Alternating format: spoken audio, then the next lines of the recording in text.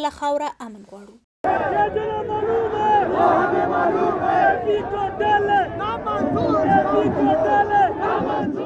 په دې خاوره پښتانه نه په خپل کور کې محفوظ دي او نه د خدای په کور کې.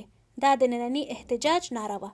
په خیبر پښتونخوا کې د وروستیو ناامنیو په ضد د لاریونونو په لړ کې نن د پېښور پریس کلب مخې ته د ولسي پاڅون تر نوم لاندې لاریون ترسره شو. د لاریون ګډونوال په یو غږ یوه ناره کوي او د امن د قایمېدو غوښتنه کوي. په دې دا تپوس راشي چې یو خوا وزیر اعلی کوري، بل خوا د گورنر کوري، بل خوا سیکرټریټي، بل خوا چې کومه دی نوري او په دې ځای کې دومره بارود یعنې را دغه کېږي. نو زموږ مقصد دا دی چې پښتون ته به خپل غل ښیي. په دې لاریون کې د نارینه‌وو ترڅنګ ښځینه هم د پښتنو د قتل عام خلاف خپل غږ اوچت کړی.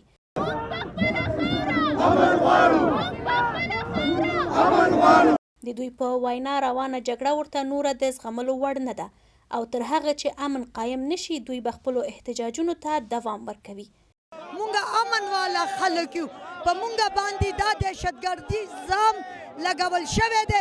اوس مونږ را بیدار شوي او دا بغاوت به جوړیږي او جوړ شوی دی او مونږ په خپله خاوره امن غواړو.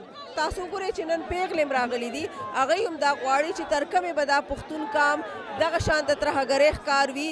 پښتون کام رستو پاتې نه دی. پښتون کام قصدن عمدن رستو پاتې کړی شوی دی او ما په خیال چې دا څومره خلک تاسو وینئ د دې نه زیات خلک په کورونو کې ناست دي، هغوی هم دا غواړي او هغوی هم په دې خبره پوه دي چې صرف د پښتنو خاوره ولې استعمالیږي. په ننني احتجاج کې د پی ټی ایم مشر منظور احمد پښتین او نورو مشرانو له ملګرو ملتونو څخه د پېښور د پولیس لاین د پیښې کره او بشپړې څېړنې غوښتنه کړې.